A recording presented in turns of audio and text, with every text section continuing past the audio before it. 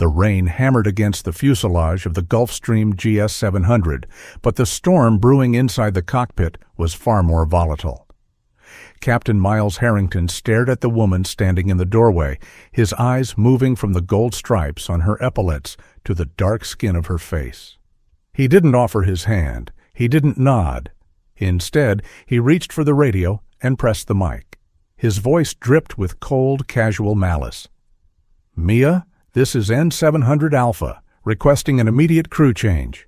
Flight coordination sent me a diversity hire, and I don't fly with liabilities." In his mind, he was defending his reputation. He had no idea that the woman he was trying to remove from the aircraft didn't just know how to fly it. She owned the deed to the very ground beneath his feet. The tarmac at Westfield Executive Airport was slick with cold October rain, the kind of weather that separated amateurs from seasoned veterans, or so Miles Harrington liked to believe. He wore his 30 years of flight experience like armor. He had spent 20 years flying commercial before stepping into the lucrative, high-stakes world of private charter aviation. He was accustomed to being deferred to. He was used to being the unquestioned king of the sky.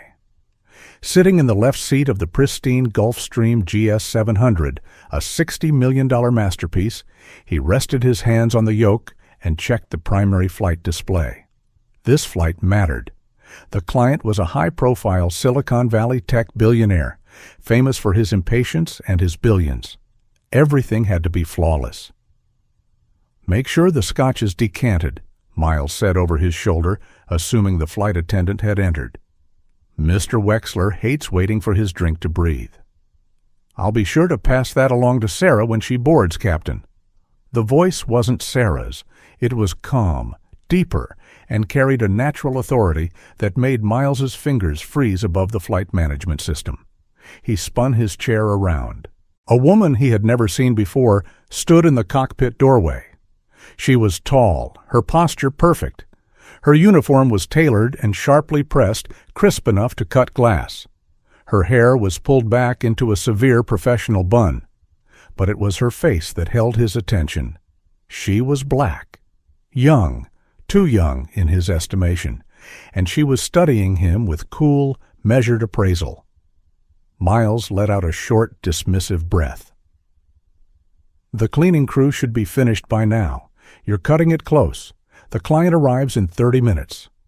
She didn't flinch. She stepped fully into the cockpit and placed a heavy leather flight bag on the empty right seat, the first officer's seat.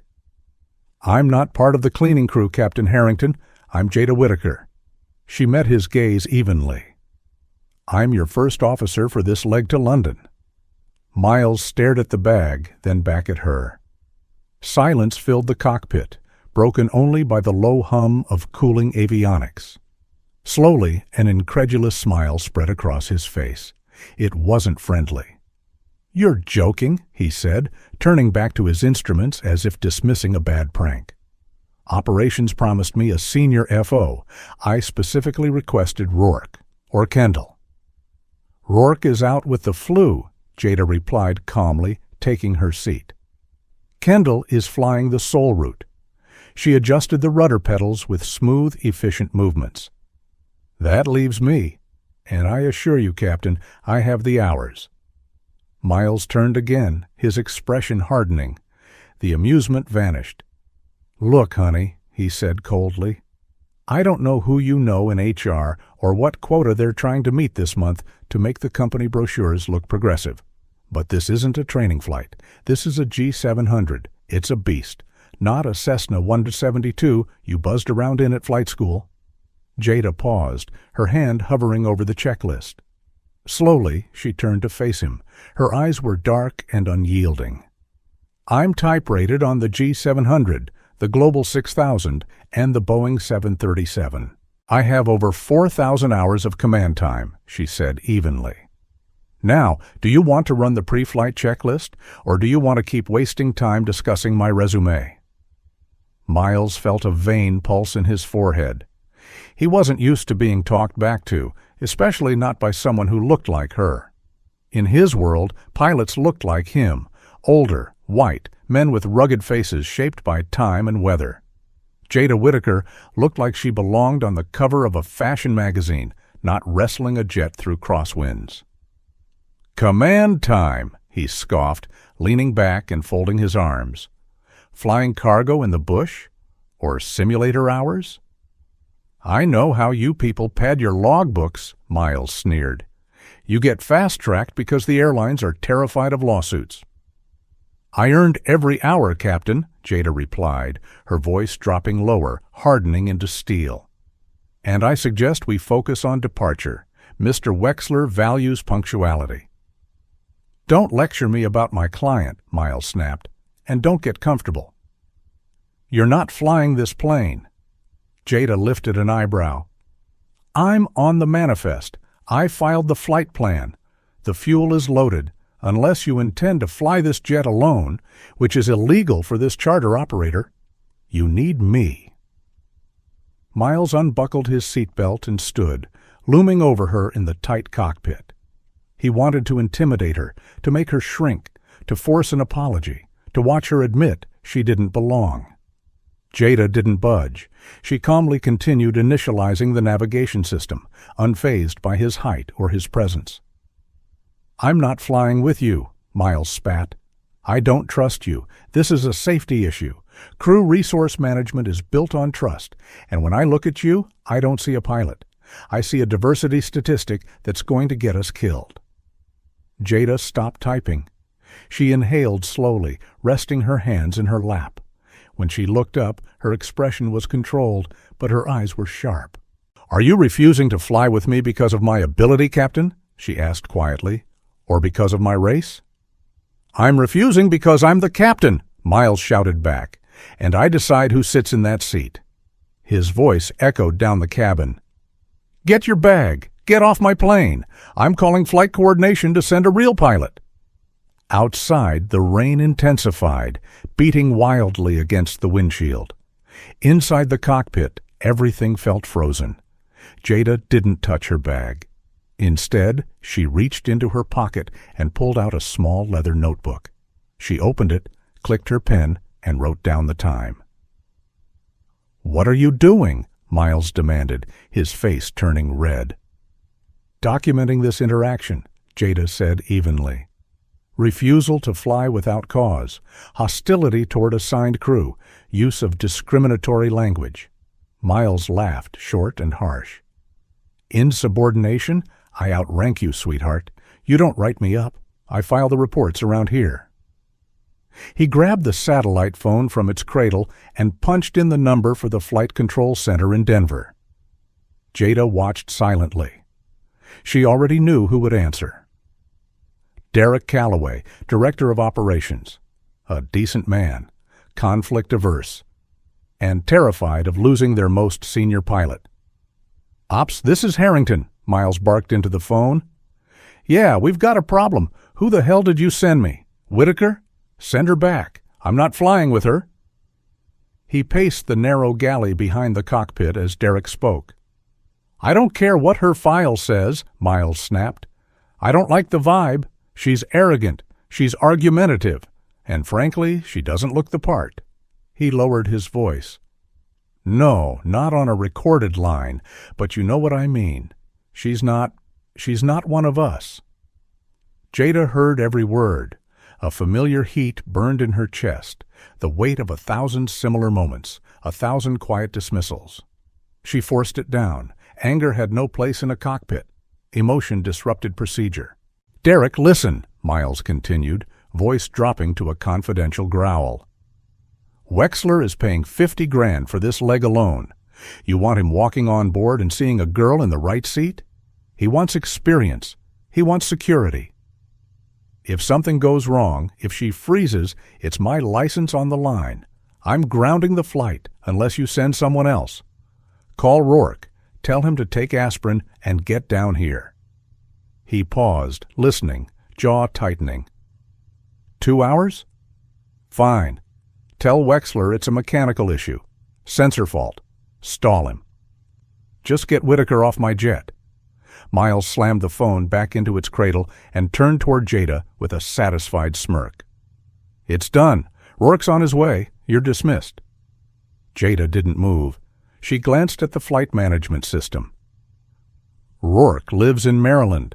With this weather and traffic, he's at least 3 hours away. She looked up at him calmly. Mr. Wexler's motorcade arrives in 5 minutes. You're really going to lie to a client and delay a Trans-Irish Sea flight because of your prejudice? Jada asked. It's called command authority, Miles sneered. Now, are you walking off this aircraft, or do I call airport security and have you removed as a trespasser? I'm not trespassing, Jada replied evenly. I'm the assigned first officer. And for the record, Captain, lying about a mechanical failure to a client violates FAA regulations and company policy. It's not fraud, Miles shouted, stepping closer. It's protecting the asset, and you are a risk to the asset. At that moment, the cabin door swung open. Sarah, the flight attendant, rushed in, soaked from the rain and slightly out of breath, balancing a tray of catering supplies. She froze when she sensed the tension in the cockpit.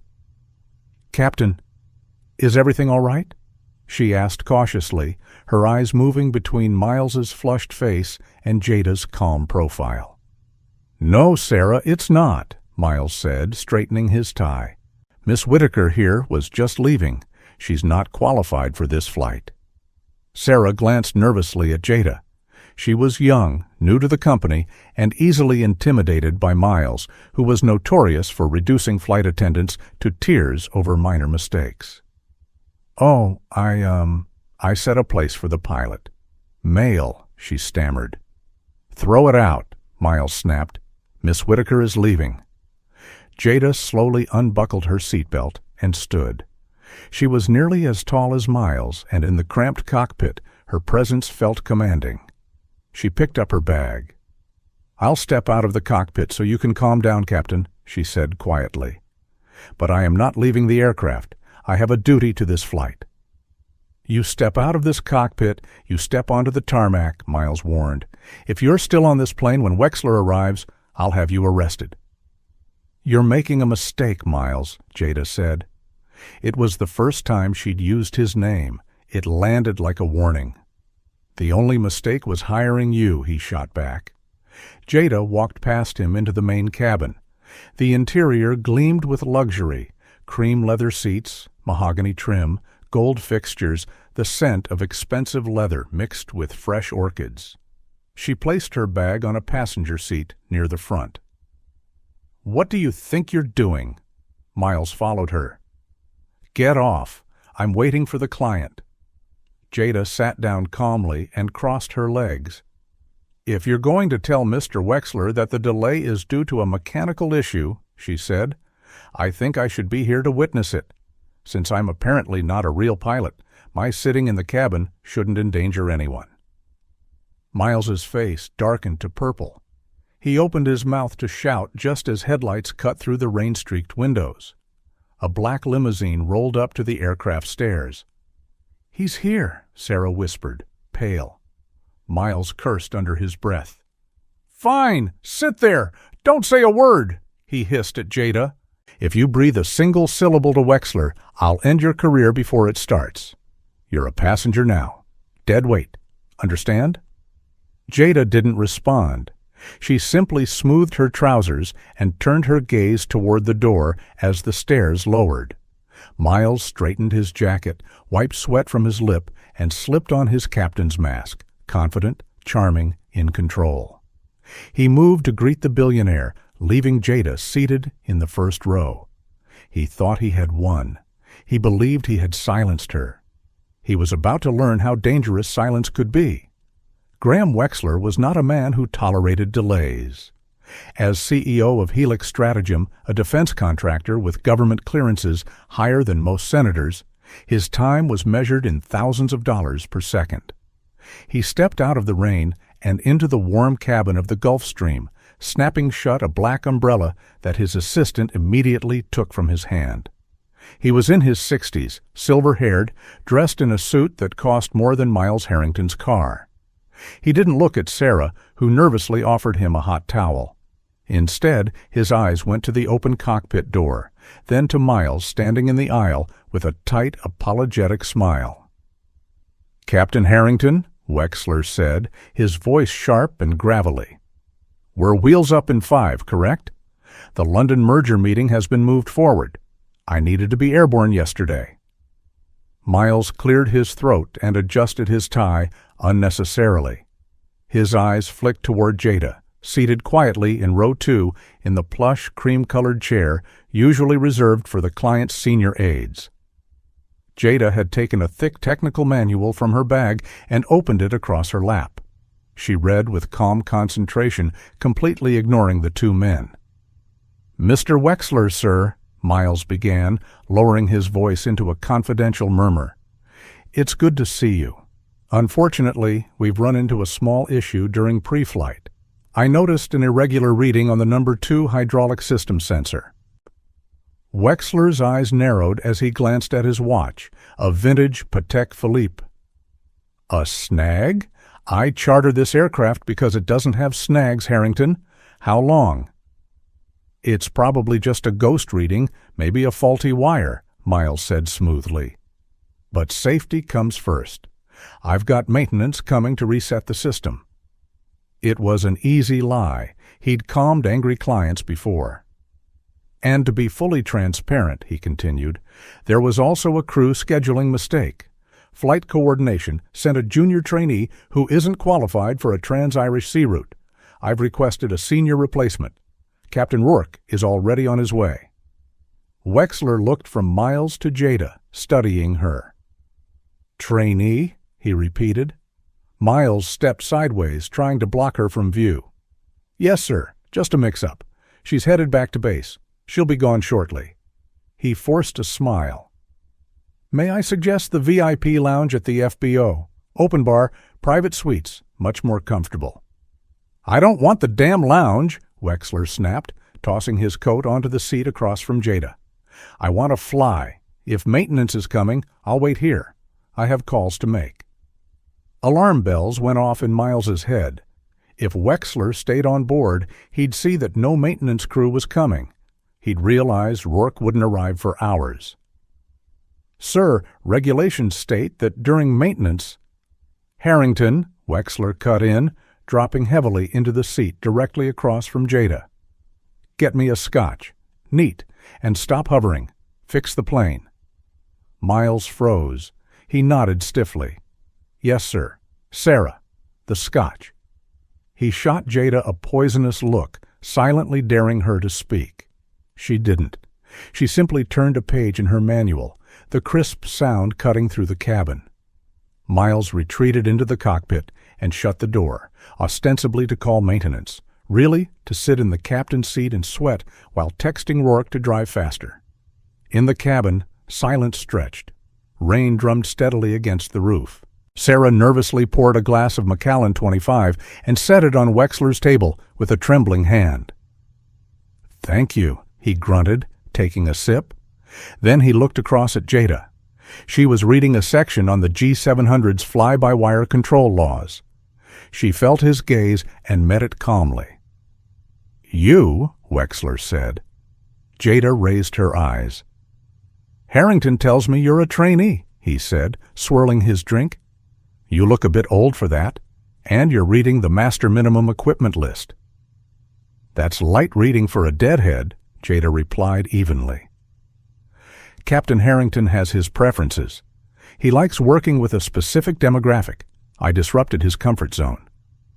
Wexler lifted an eyebrow. He was ruthless, but not foolish. He cared less about personal grudges than competence. "He said you aren't qualified." "I have over 4,000 hours," Jada said simply. "I was a check airman at a regional carrier before moving into corporate aviation. I'm fully type-rated on this aircraft." Wexler paused. He glanced at the closed cockpit door, then back at her. "Then why aren't you up front preparing for departure?" "He told you there's a hydraulic sensor fault," Jada said quietly. "There isn't. The aircraft is perfectly airworthy." She held his gaze. "Captain Harrington is delaying this flight because he refuses to share a cockpit with a black woman. He's waiting for a white male pilot to drive in from Maryland. That's the maintenance you're waiting for." The temperature in the cabin seemed to drop. Wexler set his glass down slowly. "Is that so?" "I don't lie, sir," Jada said. "It's inefficient." Wexler studied her in silence. He wasn't interested in justice. He was interested in time.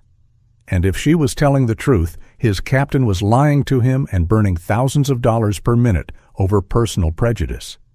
In Wexler's world, that was unforgivable. "Sarah," Wexler snapped. The flight attendant jumped. "Yes, Mr. Wexler."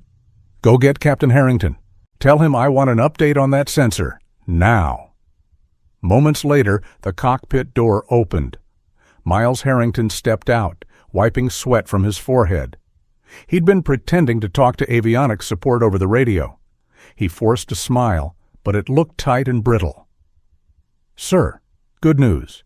Maintenance is just pulling up to the gate." "Cut the crap, Harrington," Wexler said quietly. He didn't raise his voice. He didn't need to. It was the calm, lethal tone of a man who could buy and dismantle corporations before lunch. "I've been speaking with your trainee." Miles's head snapped toward Jada. His eyes widened with fury. "I told you to keep your mouth shut," he hissed, forgetting for a moment who stood beside him. "Excuse me?" Wexler said sharply. "Watch your tone." He turned fully to Miles. "She says the aircraft is fine. She says you're delaying this flight because of your own prejudice. And I don't care who flies the plane, Harrington. I care that you're lying to me." Miles laughed nervously and gestured at Jada with a trembling hand. "Sir, come on. You're really going to take her word? She's an affirmative action hire. She doesn't understand these systems. She probably thinks the APU is a coffee machine." He swallowed. "I'm protecting you. I found a fault in the hydraulic pressure transducer. If we take off, we lose nose-wheel steering. We crash. Is that what you want?" It was a bold lie, delivered with desperate conviction. For half a second, Wexler hesitated. He wasn't a pilot. He had to rely on experts. Jada closed her book. The sound was sharp, final, like a gavel striking wood. "The number 2 hydraulic pressure transducer on a G700 feeds into the ICA's crew alerting system," she said calmly. She stood. "If there were a fault, you'd see an amber message on the central display. You'd also see a status alert on the synoptic page." She stepped into the aisle, facing Miles. She was shorter, but somehow seemed larger. And if you truly believed there was a transducer failure, you wouldn't be waiting for maintenance to reset it. You'd be checking the redundancy channel. She met his eyes. "But you didn't, because the light isn't on." "You don't know what you're talking about," Miles shouted, his face blotchy red. "It's intermittent. It doesn't always trigger the alerts." "Then let's check," Jada said. "Right now, let's go into the cockpit." Her voice was steady. "If the fault exists, I'll walk off this aircraft and resign my commission." She paused. "But if the board is green, you admit you lied." Miles stepped sideways, blocking the aisle. "You are not entering my flight deck. This is a security issue. Mr. Wexler, I need authorization to have this woman removed by airport police. She's endangering the flight." Wexler studied him, his sweat, his shaking hands, then looked at Jada's calm certainty. He stood. "Move, Harrington." Miles didn't. Wexler's voice hardened. "I said move. We're going to look at the displays. If she's wrong, she goes to jail. If you're wrong, we'll see." Panic flashed across Miles's face. He couldn't let them see the screens. "Sir, I can't allow passengers in the cockpit during— I own the charter company that leases this aircraft," Wexler roared. "Move!" The force of his voice stunned Miles. He stumbled back. Jada walked past him, her shoulder brushing his, radiating cold resolve. Wexler followed. They crowded into the cockpit. The avionics screens glowed clean and sharp with live data. "Well?" Wexler demanded. "Show me the fault." Jada pointed to the top left quadrant of the ICAS display. "That's where warning messages appear. It was blank. All systems normal. She pointed to the hydraulic synoptic page. System 1, System 2, left, right, pumps operational, pressure nominal, quantities green. She turned to Miles. You didn't even bother pulling a circuit breaker to fake a warning light. You assumed Mr. Wexler wouldn't know to check. Miles was trapped. He trembled. Everything he believed about himself, expert, authority, superior, collapsed under the weight of glowing evidence. But instead of surrendering, his pride twisted into rage. "It's a software glitch," he spat, pointing at Jada. "She cleared the code. She tampered with it while I was in the cabin." "That's why she was in here earlier," Miles snapped. "Sabotage." "Sabotage?" Jada repeated, lifting an eyebrow. "I want to fly, Captain. You're the one keeping this aircraft on the ground." "I am not flying with an—" Miles stopped himself just in time. The word hung unspoken in the air, heavy and unmistakable. "With you," he finished harshly. "I refuse. It's unsafe. You're aggressive, insubordinate, and incompetent. I'm the captain. My word is law. If I say this plane is broken, then it's broken." He turned to Wexler, eyes blazing. "I'm doing this for you, sir. These people get handed jobs they can't handle. I've seen it 1,000 times. She'll panic at 40,000 feet. She'll kill us all. I will not sign the release. This aircraft stays grounded until Rourke arrives." Wexler stared at him in open disgust. "So you're grounding the flight," he said quietly. "Yes, until I get a competent first officer." "You're refusing to fulfill the contract?" Wexler asked. "I'm exercising captain's authority," Miles shouted. Suddenly, a phone rang. Not the cockpit phone. A sleek personal phone buzzed in Jada's pocket. The sound sliced through the tension. Jada reached into her blazer, checked the screen, and held it up. "It's Derek from operations," she said calmly. "He's probably wondering why we haven't taxied." "Give me that," Miles barked, lunging forward. Jada stepped aside smoothly and answered on speaker. "Jada?" Derek's anxious voice filled the cockpit. "Is everything all right? We're seeing the APU running for 40 minutes with no movement. Is Miles there?" "He's here," Jada replied, never breaking eye contact with Miles.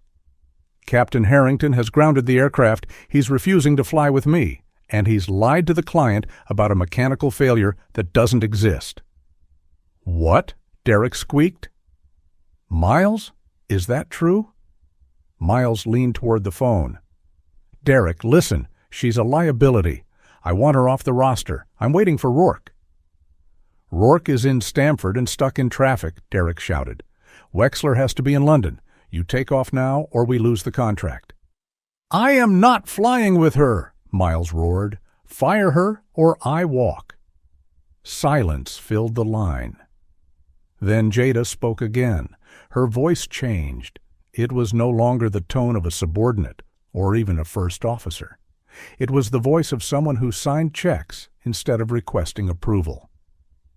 "Derek," she said evenly, "this is Jada Whitaker." I know, Jada. Look, just try to—" "Pull up the ownership file for this aircraft," she interrupted. "Tail number N700 Alpha. Look at the holding company." Derek hesitated. "Why?" "Just do it." Miles frowned. "What the hell are you doing?" "Checking paperwork," Jada said quietly. Typing echoed through the phone. "Okay, N700 Alpha is owned by ENB Aviation Holdings LLC," Derek said. "We manage it for them." "Open the LLC," Jada instructed. "Who's the principal signatory?" A long pause. Then, "The principal is Jada Whitaker." Derek's voice dropped to a whisper. "Wait, you?" Miles's face went slack. He stared at the phone, then at Jada. "What?" "I own the plane," Jada said coldly. "I bought it 3 weeks ago, placed it under your management to observe how your crews operate." Her gaze hardened. "And I'm extremely disappointed, Derek." Silence swallowed the cockpit. Even the rain seemed to vanish.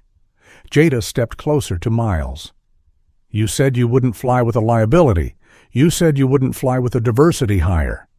She tapped the wings on her chest. You're not refusing to fly with your first officer. You're refusing to fly with your landlord. You're refusing to fly with the owner of the seat you're sitting in. She turned to Wexler. Mr. Wexler, I apologize for my employee's behavior. If you'll allow me, I'll take the left seat. We can be airborne in 10 minutes. I don't need a captain. I am one. Miles Harrington stood frozen in the cockpit, mouth opening and closing soundlessly, like a fish dragged from water. Reality was finally trying to punch through the thick armor of his ego. You own the plane?" Miles stammered, his voice stripped of its usual arrogance. "That's impossible. You're just a kid.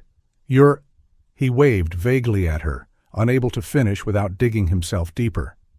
"I'm 34 years old, Captain," Jada said crisply. "I made my money in software patents long before I ever set foot in flight school. Aviation is my passion. This aircraft is my property." She met his eyes. "And you are trespassing." Derek was still shouting through the speakerphone. Miles, get off the aircraft. Do you hear me? You're relieved of duty. Effective immediately." Miles turned to Wexler, desperate. "Sir, this is insane. You can't let her fly you. She's emotional. She's vindictive." Wexler let out a dry, rasping laugh. "Harrington, the only thing she's damaged is your ego. She owns the jet. She knows the systems. And unlike you, she hasn't lied to my face 3 times in 20 minutes. He checked his watch. "You have 60 seconds to vacate the aircraft before my security team throws you down the stairs." "But who's going to fly?" Miles blurted. "Right seat. The G700 requires 2 crew. You can't operate it alone. You need me." Jada calmly pulled out her phone and dialed. "Hey, Jordan, it's Jada. I'm at Westfield on the ramp. I know you're stuck at the FBO waiting on that delayed Skylink charters run. Want to make a quick $5,000? She paused. "Standard rate plus a bonus. London hop? I just need a warm body in the right seat." She ended the call and looked at Miles without a hint of mercy. "Jordan Hale, former Navy pilot, fully type-rated. He's already running across the tarmac." She shook her head slightly. "I don't need you, Miles. I never did." The walls closed in. Humiliation flooded his face. He snatched up his flight bag, knuckles white. "You'll hear from the Pilots Association," he spat. "This is wrongful termination. You set me up." "I didn't set you up," Jada replied calmly, stepping aside. "I just turned on the lights. You showed everyone who you really are." Miles stormed out. As he passed through the cabin, Sarah flattened herself against the galley wall, terrified, yet quietly vindicated. He didn't look at her. He marched down the stairs into the night. The rain had stopped, leaving the tarmac shining under floodlights. A younger pilot jogged toward the jet, bag slung over his shoulder. Jordan waved awkwardly. Miles didn't respond. He trudged toward the FBO, shrinking into the distance among towering, gleaming aircraft. Inside, Jada slid into the left seat. She adjusted it to fit her frame. It felt right. It felt earned. Moments later, Jordan bounded into the cockpit, breathing hard.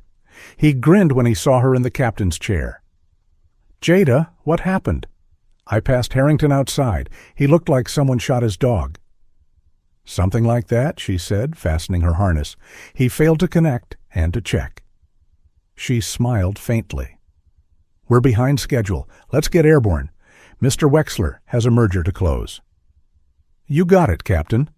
10 minutes later, the Gulfstream G700 thundered down the runway. Jada's hands were steady. V1, rotate. She eased back on the yoke, and the $60 million aircraft lifted cleanly into the night sky, Virginia falling away behind them. In the cabin, Graham Wexler sipped his scotch and watched the lights of Boston fade. He typed a message to his legal team. Draft a contract transfer. Move all future flight operations to ENB Aviation Holdings. Terminate the current provider immediately. He took another sip. He preferred doing business with winners. The flight to London was flawless. Jada greased the landing at Shannon so smoothly, Wexler didn't spill a drop of coffee. As he deplaned, he shook her hand firmly. "Excellent flight, Captain Whitaker," he said. "You'll be hearing from my office. I believe my company and yours will do a great deal of business together." "Thank you, Mr. Wexler," Jada said. "I appreciate your patience back in Westfield." "I don't waste patience on fools," Wexler replied. "But I always make time for talent." Jada watched his motorcade disappear down the road, feeling the quiet rush of victory. Still, she knew better than to think it was over. Men like Miles Harrington didn't fade out gracefully. They scorched the earth behind them. Back in Boston, the fallout had already started. Miles spent the evening planted at a bar near the airport, drinking too much and dialing everyone who would listen. He called his union rep. He called friends at the FAA. He called pilots who shared his resentment toward diversity culture. By the time Jada landed in London, he had stitched together a story so elaborate it deserved a literary prize. In his version, Jada was hostile, unstable, even physically threatening. He claimed she used her money to bully him, that she was unsafe to fly with, and that he had heroically removed himself to protect the flight. He admitted to the slurs. He admitted to lying about the hydraulic sensor. He framed it as courage. When Jada powered on her phone in her hotel room, she found a flood of missed messages. 3 from Derek, panicked, 1 from the charter company's vice president, and 1 alert from an aviation forum she followed. The thread headline read, "Senior Captain Forced Off Flight by Affirmative Action Billionaire." The post was anonymous, but the details were unmistakable. The comments were already spiraling. Pilots from around the world weighed in without facts, attacking the unqualified diversity hire. Jada sat on the edge of the bed and scrolled. This is why private aviation is a joke now. Standards are gone. She probably bought her license like she bought the jet. Harrington did the right thing. Safety first. It was a coordinated smear. Miles was trying to poison her reputation before she could even file a formal report. He wanted her untouchable, unflyable, toxic. Even if she owned the plane, no one would want to sit beside her. A cold knot formed in her stomach. She could sue him for libel, but that would take years. Public opinion moved in hours. She needed to end this before it rooted itself. Jada opened her laptop and logged into her aircraft's cloud system. The G700 recorded everything: flight data, engine performance, cabin pressure. But Jada, cautious by nature and obsessive about security, had added something extra: a hidden cockpit video and audio system independent of the standard CVR, uploading directly to her private server in real time. Insurance protection, officially. Insurance against people like Miles in reality. He never knew it existed. He assumed the only recorder was the sealed black box, inaccessible without lawyers or wreckage. Jada navigated the folders. October 14th, 19. She clicked play. The video filled the screen in sharp 4K, a wide-angle view of the entire flight deck. The sound was flawless. "I'm refusing to fly with you because I'm the captain, and I decide who sits in that seat." Miles's voice rang from the speakers. "I see a diversity statistic that's going to get us killed." "I'm not flying with an—" Jada watched everything unfold again. Him lying to Derek, him lying to Wexler, the fake hydraulic fault, blocking her path, his face collapsing when he learned the truth. It was devastating evidence, not just unprofessional, career-ending.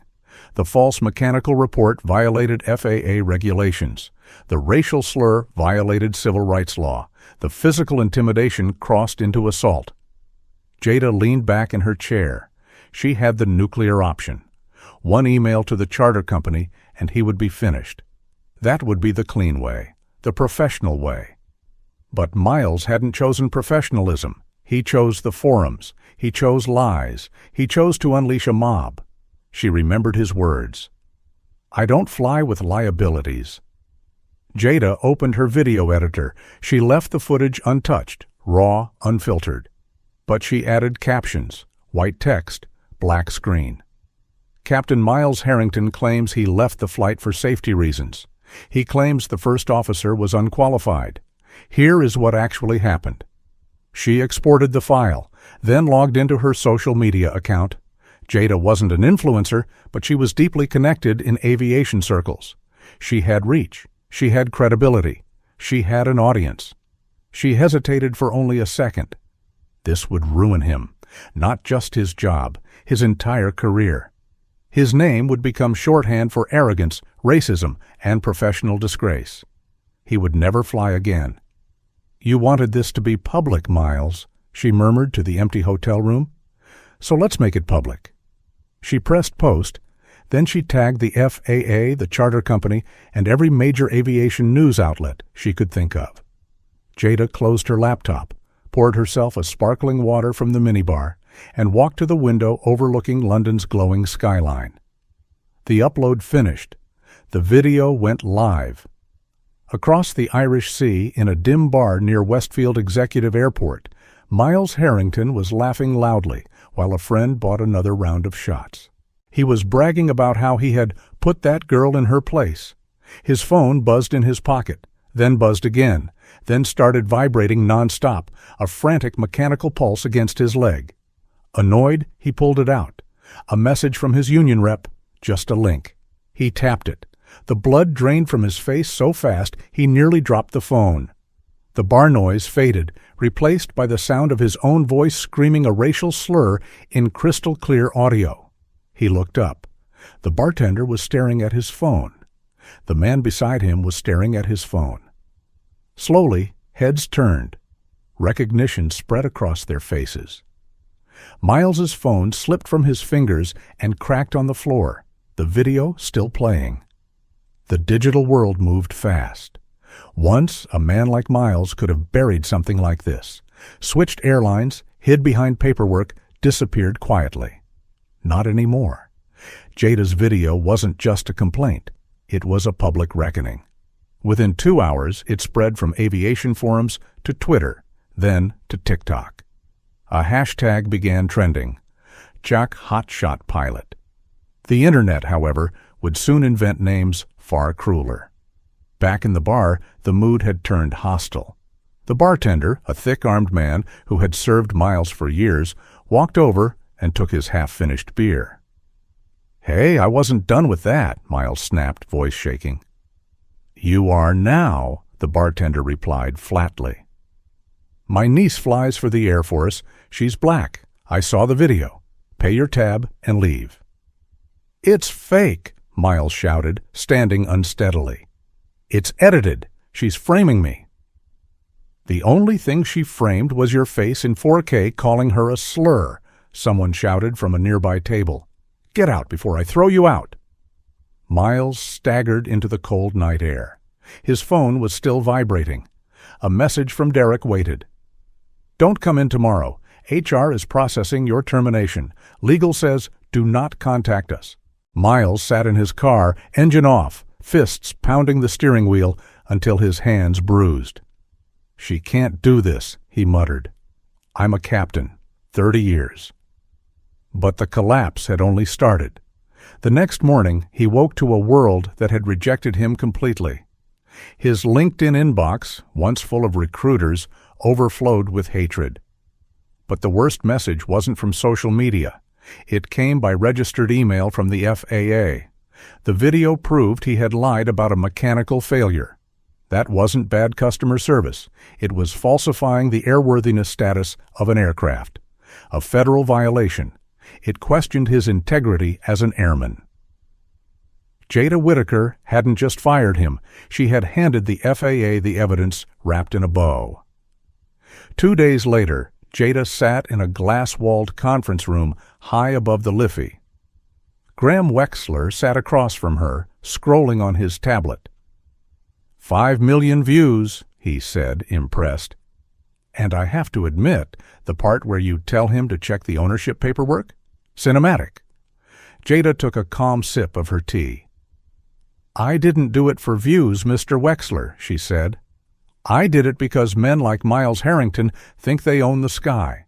They think they get to decide who belongs in a cockpit based on their own prejudice." I needed him to understand that the locks had changed. Wexler chuckled. "Well, I'd say you made that crystal clear. By the way, I spoke with the board at Helix Stratagem. We're terminating our contract with your previous charter management company. Too much risk." He leaned back slightly. "We'd like to sign an exclusive retainer with ENB Aviation Holdings, on the condition that you serve as my primary pilot." Jada smiled. It was a deal worth millions. "I think I can make room in my schedule for you, Graham." While Jada was securing her future, Miles was watching his collapse. The FAA investigation moved quickly. With the video evidence, there was no room for debate. "No," he said, she said. The falsified mechanical report, combined with his discriminatory conduct, which violated the good moral character clause cited in transport regulations, triggered an emergency order of revocation. Miles Harrington didn't just lose his job, he lost his wings. 6 months later, the Westfield tarmac buzzed with light activity. Jada walked toward her Gulfstream G700, now painted with a fresh livery and the ENB aviation logo on its tail. At her side was a young female cadet, a Latina named Camilla, freshly certified with her commercial rating. "The G700 is a big jump," Jada told her, "but the fundamentals don't change. Respect the aircraft, respect your crew, and never stop learning." "I'm a little nervous, Captain Whitaker," Camilla admitted. "Good," Jada said. "Nerves keep you sharp. Arrogance gets you killed." As they reached the security gate, a shuttle bus pulled up carrying ground staff. A man in a neon safety vest stepped down, holding a trash grabber and a heavy plastic bag. His face was thin, older than before. His posture sagged. He worked for a third-party contractor now, clearing debris along the perimeter fence to prevent foreign object damage. It was Miles. He looked up. He saw the gold stripes on Jada's shoulders glinting in the sun. He saw the G700 in the distance, the aircraft he once commanded, the plane he believed he was too important to share with her. He froze. Their eyes met. Jada didn't slow. She didn't smirk. She didn't laugh. She gave him a brief professional nod, the kind you offer a stranger, and kept walking. Miles stood still and watched. He watched her climb the stairs of the jet. He would never do that again. He watched the door close. Minutes later, he watched the massive aircraft taxi, accelerate, and roar into the sky, leaving him behind in dust and noise, gripping a bag of trash. He had refused to fly with her. Now he would never fly at all. Karma hadn't just struck him.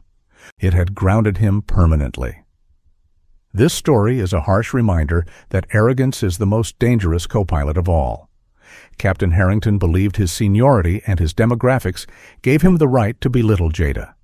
He never realized that real power doesn't shout. It moves quietly. And it keeps receipts. Miles didn't lose his career simply because he was cruel. He lost it because he underestimated a black woman, mistaking her for a diversity hire when she was actually the owner. In the end, the sky didn't care about his ego. Neither did the FAA. He learned the hard way that when you try to clip someone else's wings, you usually end up cutting off your own. If you enjoyed this story of high-altitude justice and instant karma, hit the like button. It really helps the channel. Share it with your friends. Subscribe for more real-life drama where arrogance meets consequences. And comment Team Jada if you think she handled this like a boss. Thanks for watching.